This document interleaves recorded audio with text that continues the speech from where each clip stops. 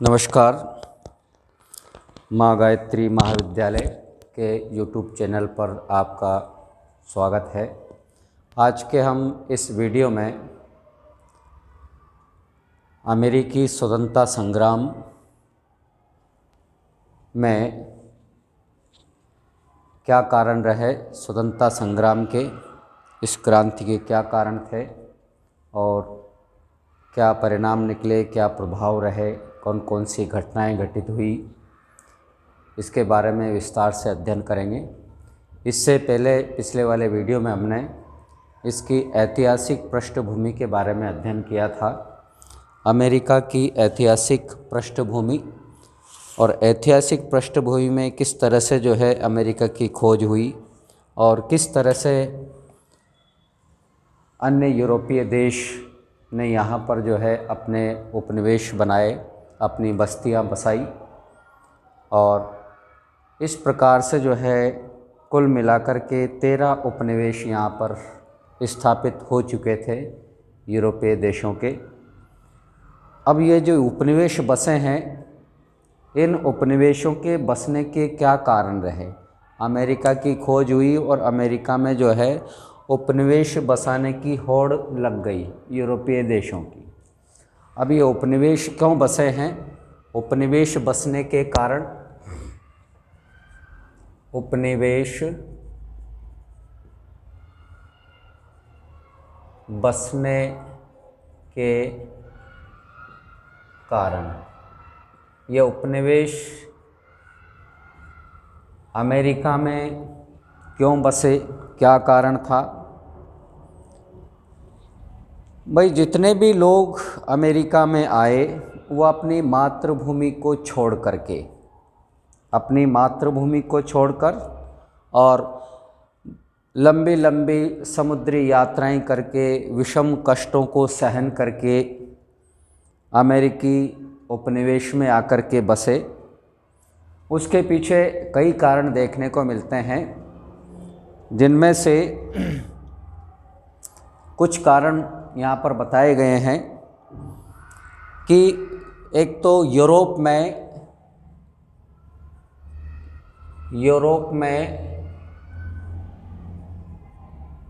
निरंतर युद्ध होना, यूरोप में निरंतर युद्ध हो रहे थे, जनसंहारक युद्ध हो रहे थे और उससे मुक्ति प्राप्त करने के लिए ये लोग उपनिवेशों में आकर के बसना शुरू हुए। दूसरी बात, उस समय ये परिपाटी थी कि जो निर्धन लोग थे, उन निर्धन लोगों को पकड़ करके ज़बरदस्ती युद्धों में भाग लेने के लिए विवश किया जा रहा था या अमेरिका के हाथ, ये अमीरों के हाथों उनको बेचा जा रहा था। निर्धन लोगों पर अत्याचार, निर्धनों पर अत्याचार हो रहा था। निर्धन लोग जो थे उनको ज़बरदस्ती युद्धों में शामिल करने के लिए अमेरिकों के हाथों, अमेरिका ये अमीर जो लोग थे उनके हाथों बेचा जा रहा था।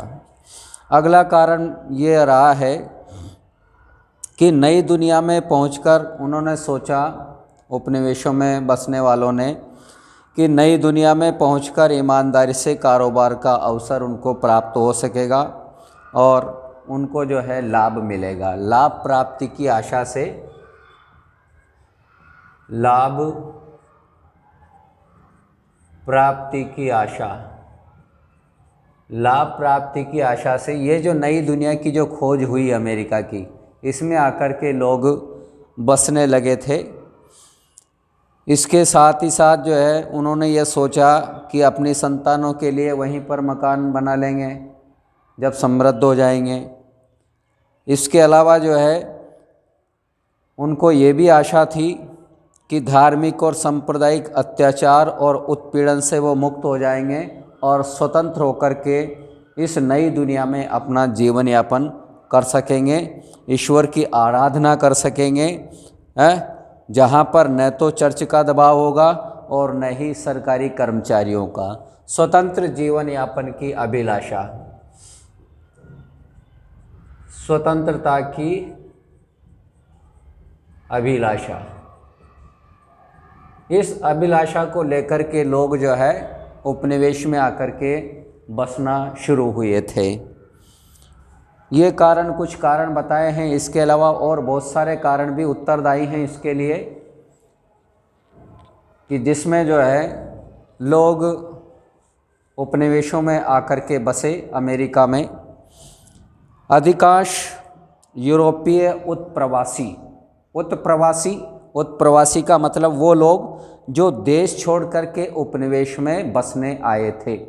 वो उत्प्रवासी ने अपना घर इसलिए छोड़ा था कि उन्हें यहाँ अधिक आर्थिक अवसर मिलेंगे। इस वजह से भी लोग जो है नई दुनिया में आ रहे थे कि उन्हें अधिक आर्थिक अवसर मिलेंगे कार्य करने के, और इसी प्रेरणा से जो है धार्मिक स्वतंत्रता की लालसा भी थी उनमें, कि धर्म में जो है धर्म के आधार पर उनको स्वतंत्रता मिलेगी और राजनीतिक उत्पीड़न से वो बच पाएंगे।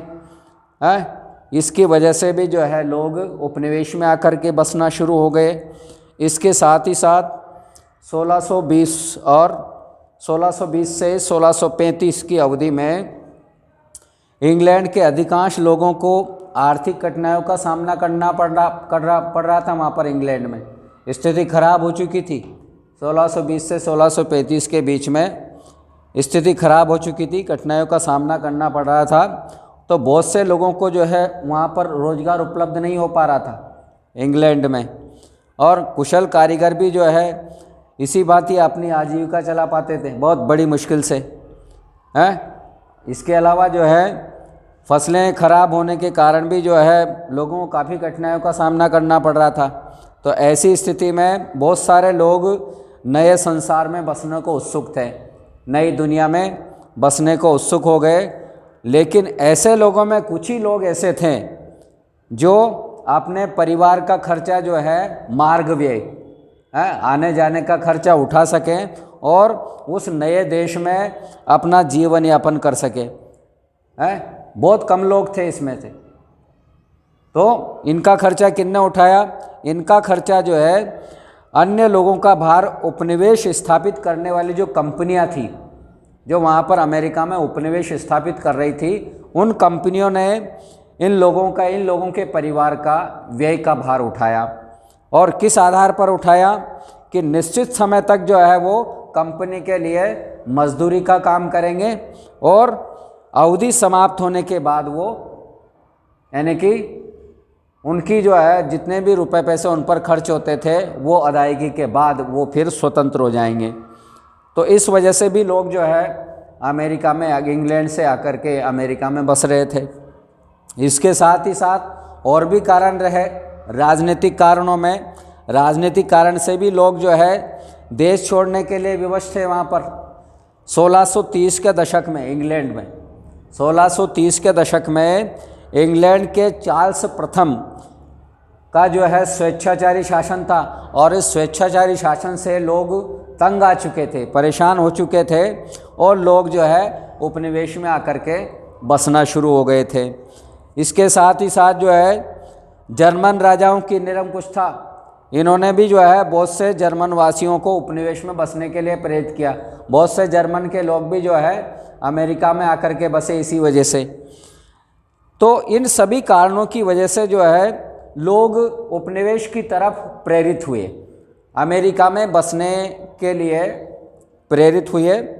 लेकिन उन सब में किसी न किसी प्रकार का असंतोष जरूर था, और वह सभी लोग प्रारंभ से ही व्यक्तिगत स्वतंत्रता चाहते थे। जितने भी लोग उपनिवेश में आकर के बस रहे थे वो सभी लोग जो है व्यक्तिगत स्वतंत्रता के हिमायती थे।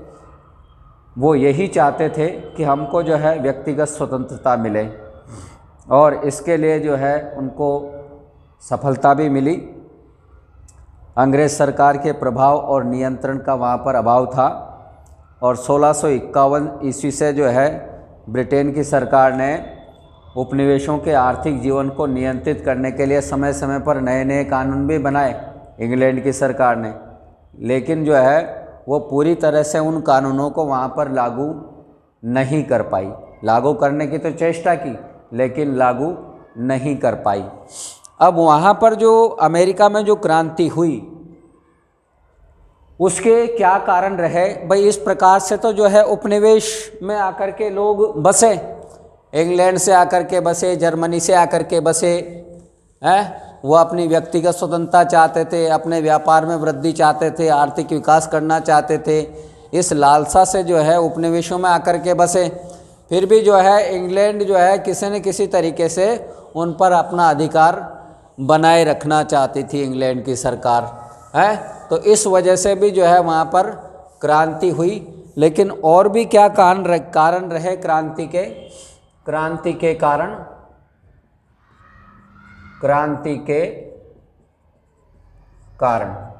अब क्या कारण रहे हैं? भाई 13 उपनिवेश वहाँ पर आबाद हो चुके थे अमेरिका में। उनमें उन 13 उपनिवेशों में जो है काफ़ी भिन्नता थी आपस में, और बहुतों को जो है इंग्लैंड से कोई विशेष शिकायत नहीं थी, बहुत से उपनिवेशों को। फिर भी परिस्थिति ने जो है उन्हें एकता के सूत्र में बांधे रखा, उपनिवेशों को बांधे रखा, और वे शक्तिशाली इंग्लैंड के विरुद्ध विद्रोह करने के लिए, क्रांति करने के लिए खड़े हुए।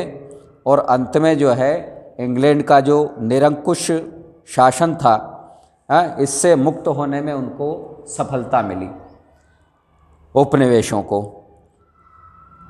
उपनिवेश के इस असंतोष का मुख्य कारण वो ये था कि इंग्लैंड की सरकार द्वारा उपनिवेशों पर लगाए जाने वाले विभिन्न प्रकार के कर, ये जो अमेरिका में जो उपनिवेश बसे, इन उपनिवेशों पर इंग्लैंड की सरकार ने मनमाने तरीके से कर लगाए थे अपना आय प्राप्त करने के लिए और अपना नियंत्रण स्थापित करने के लिए उपनिवेशों पर। इस वजह से भी जो है इंग्लैंड के विरुद्ध ये उपनिवेश हो गए और जो इन्होंने जो है क्रांति का रूप धारण कर लिया।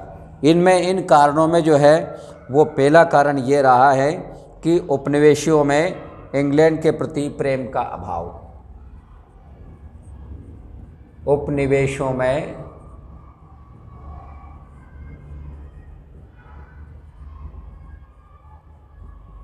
इंग्लैंड के प्रति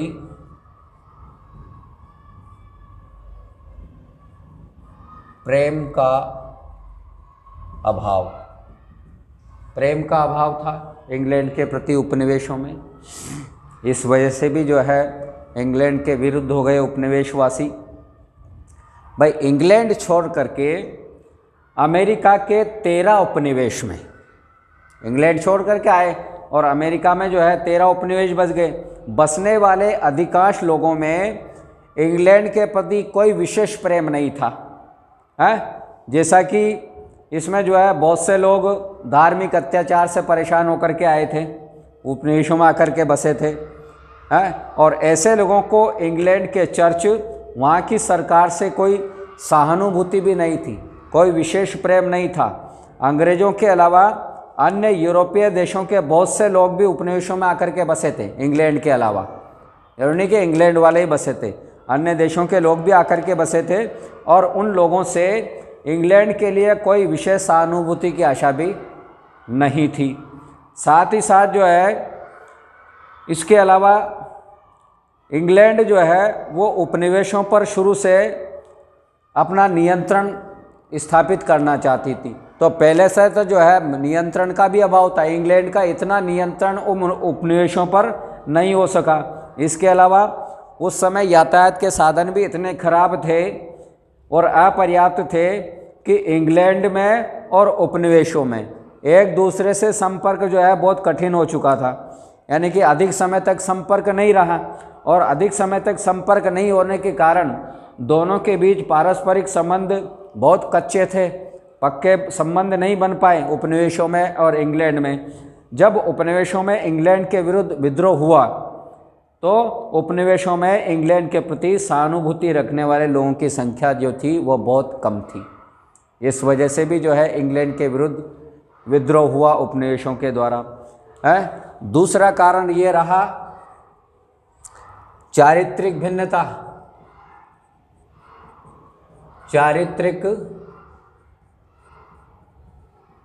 भिन्नता, चारित्रिक भिन्नता यानी कि उपनिवेशों की 90% जनसंख्या जो थी, जो उपनिवेश में बसी हुई थी, 90% जनसंख्या वो अंग्रेजों की थी, जो अमेरिका में बसी हुई थी, अमेरिका के उपनिवेशों में। परंतु अंग्रेज इंग्लैंड की अंग्रेजों से भिन्न थे। वो अंग्रेज इंग्लैंड के अंग्रेजों से भिन्न थे हैं। इतिहासकारों का ये मानना है कि जहाँ अंग्रेज समाज पुराना था और उसमें काफ़ी कठिनाइयाँ थी, काफ़ी पेचीदगियाँ थी, उसमें कृत्रिमता आ चुकी थी, वहीं अमेरिकन लोग ये जो है वो नए थे और सरल स्वभाव के थे, और उन्होंने अपनी सारी जो पुरानी जो धारणाएं थी, उनकी पुराने जो रीति रिवाज थे, उनको वो त्याग चुके थे और नया जीवन जो है यहाँ अमेरिका में आकर के वो बिता रहे थे। अब वह जो है अमेरिकी बन चुके थे, अमेरिकी बन गए थे, और इस प्रवृत्ति को जो है अन्य राष्ट्रीय दल और सांस्कृतिक मिश्रण से जो साथ साथ हो रहा था, उससे भी और अधिक बल मिला। अंग्रेज और अमेरिका के लोगों में धार्मिक मतभेद भी थे, अंग्रेजों में और अमेरिका के लोगों में। उपनिवेशों के अधिकांश जो निवासी थे वो जो है वो प्यूरिटन थे, हाँ, और इंग्लैंड के लोग जो है वो इंग्लैंड के चर्च के अनुयायी थे, चर्च को मानते थे। उपनिवेशियों में समानता की भावना वो अधिक प्रबल थी, अधिक मजबूत थी, जबकि इंग्लैंड में जो है अभी भी वर्गभेद बना हुआ था और समाज में कुलीन वर्ग के लोगों की प्रधानता थी इंग्लैंड में है। इस वजह से भी जो है चारित्रिक भिन्नता देखने को मिलती है अमेरिकी उपनिवेशों में और इंग्लैंड के लोगों में। अगला कारण ये रहा है उपनिवेशों का स्वतंत्रता प्रेम। उपनिवेशियों का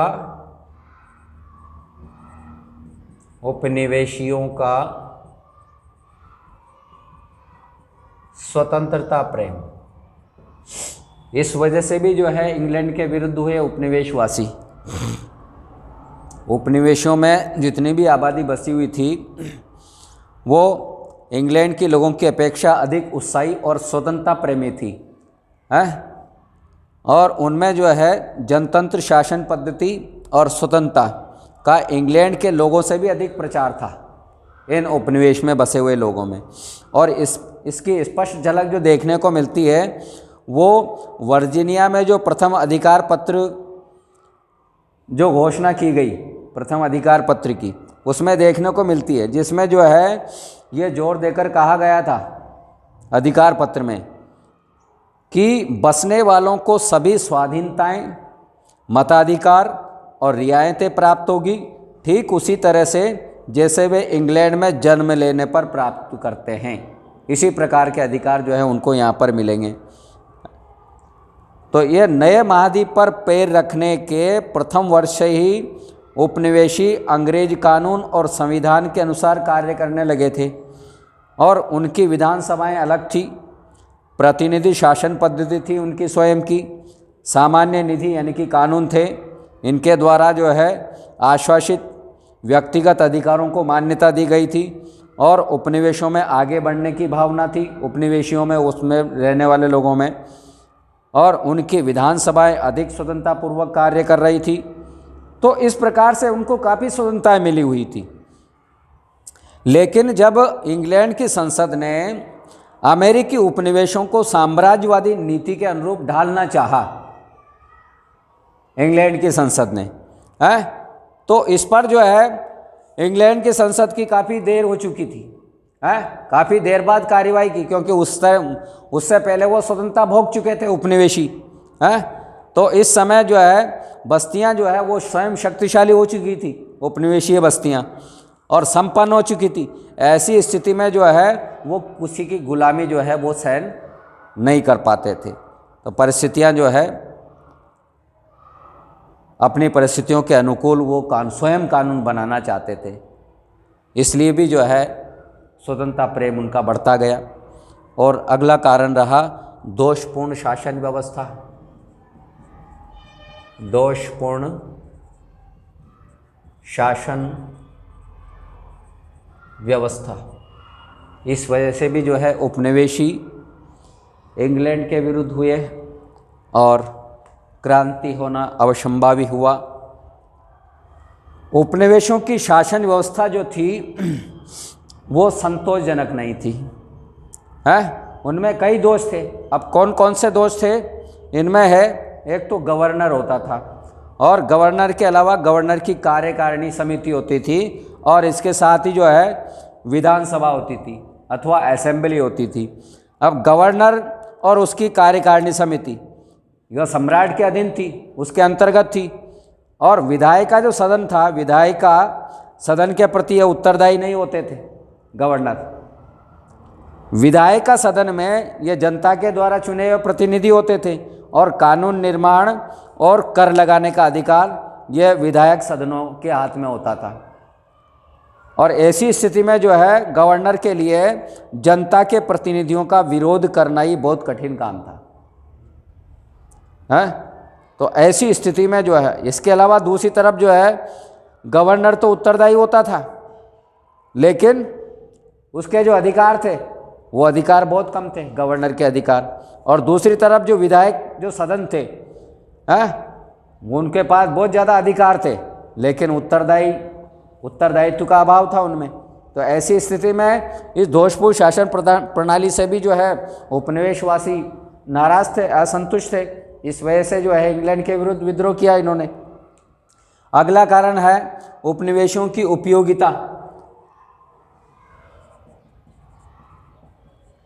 उपनिवेशियों की उपयोगिता,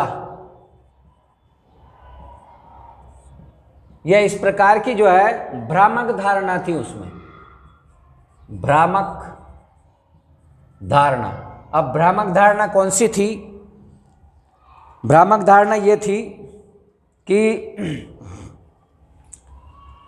इंग्लैंड का ये मानना था कि उपनिवेश इंग्लैंड को लाभ पहुंचाने के लिए और इसी आधार पर वह उपनिवेश का आर्थिक शोषण करना चाहते थे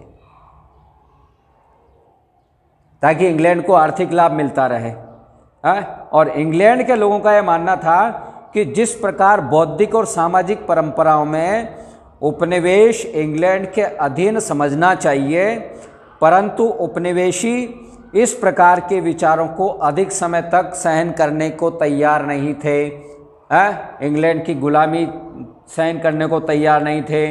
वे अपने व्यवसाय और उद्योग का स्वयं प्रचार प्रसार करना चाहते थे। इंग्लैंड के हितों की वृद्धि करने में उनकी कोई रुचि नहीं थी उपनिवेशियों की, इसके अलावा दूसरी तरफ ये बात थी कि इंग्लैंड का शासक जो वर्ग था वो शासन वर्ग ये चाहता था कि उपनिवेश उसकी धन और सत्ता की वृद्धि में सहयोग देते रहें। जो उपनिवेशवासी हैं वो इंग्लैंड को जो है सहायता देते रहें। तो ये भी जो है उपनिवेशियों या इंग्लैंड की इस प्रकार की धारणा थी कि उपनिवेशी हमको इस प्रकार से सहयोग करें। तो ये गलत धारणा की वजह से भी जो है विरोध हुआ। और अगला कारण रहा सप्तवर्षीय युद्ध का प्रभाव। सप्तवर्षीय युद्ध का प्रभाव। अब सप्तवर्षीय युद्ध का क्या प्रभाव रहा? जिस समय अंग्रेज अमेरिका में अपने उपनिवेश की स्थापना में व्यस्त थे, अंग्रेज जो है अपने उपनिवेश बसा रहे थे अमेरिका में, उसी समय क्या हुआ, उसी समय फ्रांसीसी भी उत्तरी अमेरिका में अपने साम्राज्य का विस्तार करने में लगे हुए थे। और उन्होंने कहाँ तक अधिकार कर लिया अमेरिका में? मिसिसिपी नदी पर अधिकार करके उत्तर पूर्व में क्यूबेक से लेकर के दक्षिण में न्यू ऑरलियंस,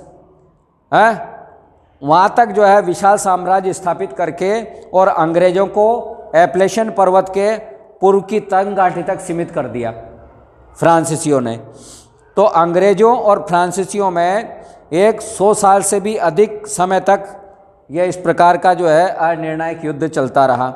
1757 से 1763 के मध्य दोनों में सप्तवर्षीय युद्ध छिड़ गया और युद्ध की शुरुआत जो है वो यूरोप से हुई, परंतु अमेरिका में भी जो है यह उतनी भयंकरता से लड़ा गया। अमेरिका के अंग्रेजी उपनिवेश ने सब मिलाकर के युद्ध के लिए इंग्लैंड को कोई विशेष सहायता नहीं दी है। फिर भी जो है इंग्लैंड को निर्णायक सफलता मिली इसमें, और उत्तरी अमेरिका का विस्तृत फ्रांसीसी साम्राज्य वो इंग्लैंड के अधिकार में आ गया। अब तक जो है अमेरिका के उपनिवेशी इंग्लैंड के साथ साथ इसलिए चिपके रहते थे, जो अमेरिका में जो उपनिवेश थे इंग्लैंड के, वो इस वजह से भी इंग्लैंड के साथ इस वजह से लगे रहते थे कि उनको क्या है कि उनको कनाडा में रहने वाले फ्रांसीसियों से भय बना रहता था कि यह हम पर जो है कभी भी हमला नहीं कर दे। लेकिन जब यह 7 वर्षीय युद्ध हुआ, उससे यह भ्रांति समाप्त हो गई उनकी उपनिवेशों की, और इंग्लैंड पर आश्रित रहना पड़ता। लेकिन 7 वर्षीय युद्ध में फ्रांसीसी शक्ति का अंत हो गया। इसके साथ ही फ्रांसीसियों के आक्रमण का भय भी उपनिवेशों में समाप्त हो गया। इसलिए अंग्रेज बस्तियों ने अनुभव किया कि अब इंग्लैंड के साथ चिपके रहने से कोई लाभ नहीं है, हैं? तो इससे उन्होंने जो है इंग्लैंड की शक्ति की अवहेलना करना शुरू कर दिया उपनिवेशों ने। अगला कारण है नव विजित क्षेत्र की समस्या। नव विजित क्षेत्र की समस्या। अब नव विजित क्षेत्र की समस्या क्या रही है? नव विजित क्षेत्र की समस्या में जो नए नए जो क्षेत्र जीते गए, सप्तवर्षीय युद्ध में इंग्लैंड ने अपने उपनिवेशों को बचाने के लिए बहुत धन खर्च किया था सप्तवर्षीय युद्ध में कि उसके उपनिवेश बचे रहें। तो उसकी इस आर्थिक स्थिति डगमगाने लगी थी इंग्लैंड की। तो अंग्रेज राजनीतिज्ञों का ये भी मानना था कि चूंकि वह धन जो है उपनिवेशों की रक्षा के लिए खर्च किया गया था उस समय है, अतः उपनिवेशों को इंग्लैंड के आर्थिक संकट को दूर करने के लिए हिस्सा बांटना चाहिए, यानी कि उपनिवेशों को भरपाई करनी चाहिए। परंतु उपनिवेशों ने इसे साम्राज्य विस्तार के लिए लड़ा गया युद्ध माना और सहायता करने से इनकार कर दिया। तो इस प्रकार से उपनिवेशों ने भविष्य में भी बस्तियों के लिए रक्षा के खर्च होने वाले धन में भी अपना हिस्सा देने से इंग्लैंड को इनकार कर दिया। तो इस प्रकार से जो है उपनिवेशी इंग्लैंड के विरुद्ध होते गए। लेकिन साथ ही साथ जो है इंग्लैंड ने भी बहुत सारे कानून बनाए उपनिवेशों पर नियंत्रण करने के लिए। अब वो जो है इन कानूनों में वो कौन कौन से कानून रहे, जिसमें है उन कानूनों में शुगर एक्ट बनाया गया। शुगर एक्ट उस समय जो है इंग्लैंड का प्रधानमंत्री ग्रेनविल, नया प्रधानमंत्री बना ग्रेनविल, और ग्रेनविल और उसके मंत्री, साथ ही मंत्री टाउनशेंड, इन्होंने यह तय किया कि उपनिवेशों में अधिक जागरूक शासन की व्यवस्था करनी चाहिए और उपनिवेशों से शासन व्यय के साथ साथ, यानी कि उपनिवेशों से शासन व्यय भी वसूल किया जाए और संरक्षण व्यय भी वसूल किया जाए। उनकी सुरक्षा के लिए जो खर्चा होता है वो भी उपनिवेशों से वसूला जाए। इसके लिए उन्होंने 2 उपाय सोचे। पहला, नाविक और व्यापारिक नियमों की कड़ाई से पालना करवाना। दूसरा, अमेरिकी व्यापार और उद्यम से संबंधित नए कानून बनाना अमेरिका में व्यापार करने के लिए। नई व्यवस्था प्रारंभ करने से पहले जो है पहला कदम 1764 में यह शुगर एक्ट का था। शुगर एक्ट एक नया कानून बनाया गया जिसका उद्देश्य क्या था? व्यापार को नियंत्रित किए बिना आय बढ़ाना। इसमें जो है संशोधित शुगर एक्ट के अनुसार विदेशी रम का आयात बंद कर दिया गया। विदेश से जो रम मंगाई जाती थी उसका आयात बंद कर दिया गया और सभी स्थानों से आए शीरे का उस पर साधारण कर लगा दिया, जिससे शराब बनाई जाती है शीरे से। शराब, रेशम, कॉफ़ी और अन्य विलासी सामग्रियों पर कर लगा दिया गया। और इसको जो है कड़ाई से लागू करने के लिए सीमा शुल्क अधिकारियों को ये आदेश दिया गया और वह अधिक दृढ़ता से काम करें। इसलिए अमेरिकी समुद्र में स्थित ब्रिटिश युद्धपोतों को कहा गया कि वह तस्कर व्यापारियों को पकड़ ले और शाही अधिकारियों को सुपुर्द कर दे। उपनिवेशों के लिए इस नए नियम की जो व्यापकता थी और इसके पालन के लिए जो कदम उठाए गए थे, इससे जो है उपनिवेशों में असंतोष बढ़ गया, क्योंकि इससे जो है उन्हें आर्थिक नुकसान हो रहा था उपनिवेशों को। इसके अलावा जो है 1764 में राजस्व अधिनियम एक नया कानून बनाया गया, रेवेन्यू एक्ट बनाया गया। उसमें कहा गया कि राज्य की आय को बढ़ाने के लिए कर लगाए गए हैं और अमेरिकी उपनिवेशों को इंग्लैंड से अलग कर दिया। व्यापारी विधानसभाएं, नगर सभा, इनमें जो है एक स्वर से इसका विरोध हुआ। इस तरह से नए नए कानून बनाए गए उपनिवेशों से धन वसूल करने के लिए और नियंत्रण स्थापित करने के लिए। इसके अलावा और कौन से नए कानून जो है इंग्लैंड के द्वारा उपनिवेशों के लिए बनाए गए, वो हम अगले वीडियो में अध्ययन करेंगे। धन्यवाद।